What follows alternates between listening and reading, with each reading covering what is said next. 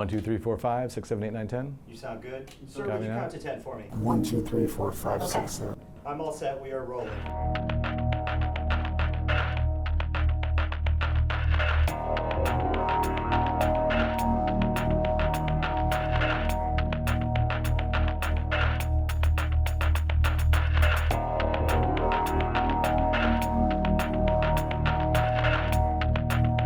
We've agreed to protect your identity. Yes. We're not going to show your face. We're not going to reveal your name. But tell me why that's important to you. What's at stake for you here? Well, there's a lot at stake. You have to understand that Credit Suisse is a very powerful institution. They have tentacles that reach far places. And as you've seen in the past, they've done some very unethical things to former employees. This is a very hidden world that you were part of. And you've seen a lot of things that show how that world operates. So I wonder if you can tell us what it was like inside a Swiss bank during the years you were there in terms of the secrecy of the accounts of the prominent people that you were protecting. I saw many of the names, many of the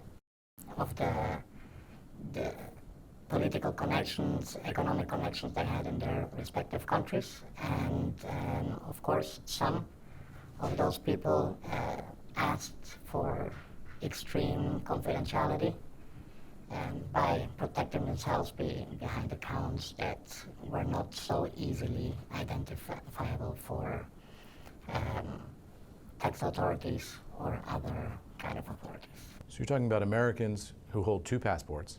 Correct. They open the Swiss account in the foreign passport, and they just put their American passport in the pocket and their IRS obligations in their pocket. Exactly. And the bank was happy to do business with them anyway. But what is day-to-day life like when you're dealing with the secrets of the ultra-wealthy who don't want to be discovered? There's protocols in the banks. Switzerland has a specific law in regard to data protection, to confidentiality. Basically, this is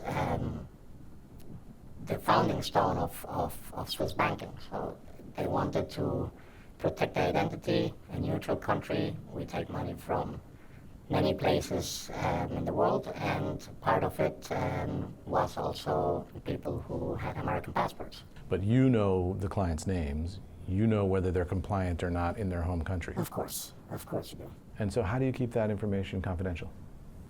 As the bank, there's, well, in the case of Credit Suisse, what they've done was they've played around with clients' nationalities.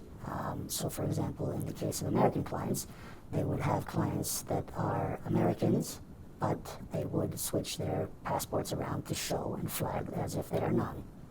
So as a Swiss banker, you're under enormous pressure to bring in that new revenue. Correct. You're under tremendous pressure to bring in these net new assets, which ultimately translate into revenue, and that's the reason for the fraud. You don't want to lose assets, so what you do is you try to maintain them in any way, shape, or form. So you called these people the ultra-wealthy. What are we talking about here in terms of assets under management from each of these individuals? Above $100 million each. You do anything you can to keep the clients happy. Don't ask, don't tell is maybe a good explanation to what happened. And what did that feel like to you? When you were doing that, did it feel to you like you were committing a crime? There was moments where there came up feelings that what we're doing is not correct. Why are we doing this? What are we, what are the consequences of the doing? I mean, if these people paid their taxes to the United States or to Argentina or to whichever country, they wouldn't be that much less rich. They'd still have a boat and a mansion and all the things that you have when you're rich. That's correct. Their life wouldn't be worse or miserable or anything. So why were they avoiding the taxes? Greed. Greed. I would say greed. You don't pay your taxes because of greed. That's the only explanation for me. Credit Suisse bankers and executives came to the United States and testified before Congress that this problem had been solved. That was a lie. A lie. That was a lie. Why do you say that? Well, they testified that they were 100% compliant. They testified that they've gone through all the accounts and they no longer had a problem. Not only did they have a problem, they had a very big problem on their hands. How do you know that? Well, I know that because I've seen firsthand what they did.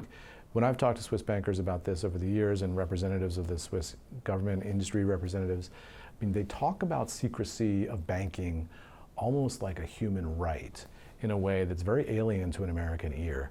Can you explain how the Swiss bankers broadly look at the issue of secrecy? So the Swiss bank secrecy is a very vital part of Swiss banking. I mean, some of the laws are fundamental. They penalize people that speak of other accounts. There's no freedom of information. They require bureaucracy in order to obtain information, and that's why Switzerland is such a good place to hide. So what secrets did you turn over to the Americans?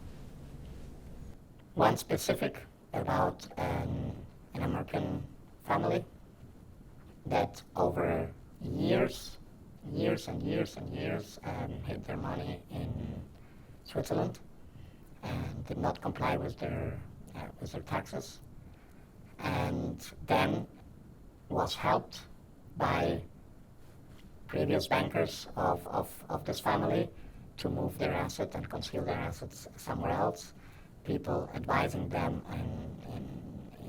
in returning a passport, returning the U.S. passport and opening accounts under the other citizenship. And you knew the name of the family? Correct. The accounts were all numbered secret accounts that were named by Italian cities. So the code words were Italian cities? Were Italian cities. And there was no name on the account, just a number? Yeah, the bank knew the number. So you go into the system, you put in the code name, and then you find in the back of it, you find the number. But openly, you cannot. But in your head, you could match up that number and that code name with a real name of a real family? Correct. How much money were they hiding? Around $100 million. $100 million? Well, part of the family got rid of the American passport, and then this family member took ownership of all the money, and the others kept their American passport. So the person who got rid of his American passport was the person who held all the money for the rest of the family? Is holding the money for the rest of the family. Is holding it now? Yes. Is that a betrayal of the United States, in your view? I think it's a betrayal to any country. If you own a country, you have to pay your fair share. So yes, in this case, it's a betrayal to the United States. He has a second citizenship and all that, so it's a betrayal to the Latin American country where he is. So at this point, what do you want to see happen? What's the best outcome in your view? I want to see Credit Suisse brought to justice. And what does that mean? What would that look like? I want to see them comply. I want to see them, when they say that they are compliant, they must mean and act as if they are compliant, not just window dress. When you look back on your experience, for all the years you spent in the Swiss banking industry, what do you think about it now? I think there's no reason for an American to have an account in Switzerland unless he's trying to hide from something. Why? Swiss banks are much more expensive, and there's a reason for that. If you can choose anywhere in the world you want to be, why would you pay more? Why would you be in a place which underperforms in terms of your return on assets? You could have an account in New York. Absolutely. But you're going to Zurich. Correct. For a reason. So you're hiding money from the IRS, you're hiding money from your ex-wife, from your business partner. You don't want to reveal how you got that money in the first place, but you're hiding something in Switzerland. Correct. And there's no other reason to be there. There's no other reason to be there.